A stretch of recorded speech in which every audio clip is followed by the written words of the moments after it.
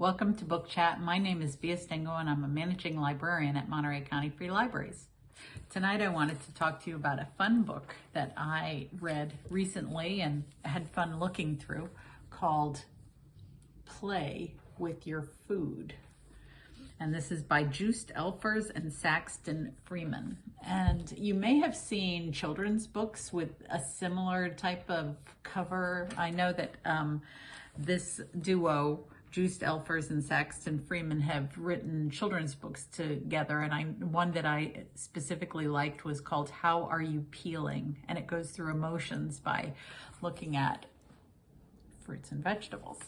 So this one was really a fun read, and what the premise is sort of, there he is, the idea of playing with your food. We're always told all our lives, don't play with your food, but he has turned it into an art form. And in the introduction of the book, he talks about the inherent desire of people to play with food and how playing with your food has always been expressed in art. And he does some really fun things. He shows how that pepper looks like that camel, or how that man looks like that dog. And it's just very, very interesting. He also talks about how you can see shapes or faces or whatever you want in things all around you. We're always looking to personify things. And so he talks about faces that you can see in the clouds there, or in that mountain right there. And that right there is a Brussels sprout that looks like an insect, that he's created to look like an insect. But also talks about the focus of food and art in historically.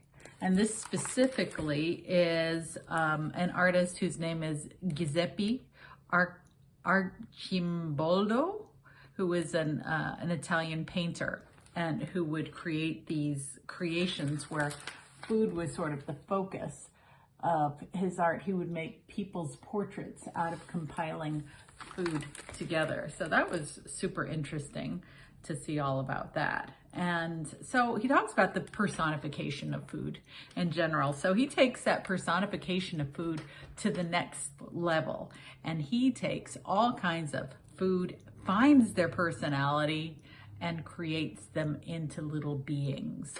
And so it's absolutely delightful. So this is a fun picture of a garlic and all the garlic ducklings. It looks like a bunch of ducklings. It's absolutely delightful. So it's a fun way to look at your food.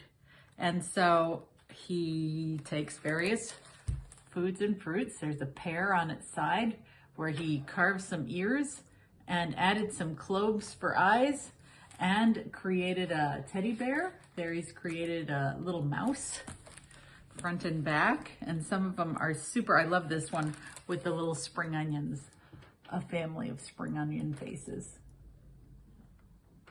with the roots for the hair. I think they look great. And to make these, he uses entirely food. I think for the eyes here, he uses chia seeds, and he uses cloves. Sometimes he uses black-eyed peas, but it's absolutely fun and delightful. This is a simple banana peel with black-eyed peas for eyes to look like an octopus. And oh, the pumpkins are really fun. And this is just carving pumpkins, but they have great faces, fantastic faces on the pumpkins. Lots of pages of pumpkins. I love the sweet potatoes too. Sweet potatoes can look like anteaters or elephants or even mice. And he does that all the way through. Has really fun pictures all the way through of personifying animals to look, vegetables to look like various animals or various beings. And it's super fun, and it'll give you a great laugh. And at the end, he tells you the things that you need to make your own art with food and vegetables, fruit and vegetables. So I looked through the fruit and vegetables in my house, and I was not at all inspired by their shapes. They all looked rather perfect Here's an apple. I turned it on its side to see if it looked interesting, but it just looks too perfect. So my vegetables didn't work out too well, but I do have a pineapple guava tree outside, and it's been dropping fruit, and I found this, and so I put a little face on it, and I thought that, okay, there we go. I'm playing with my food. Anyway, this is a fun book, and maybe you will get inspired to check it out and play with your food and make your own food art. So happy reading. Thanks for joining me. Thanks for listening, and I'll see you next time. Bye.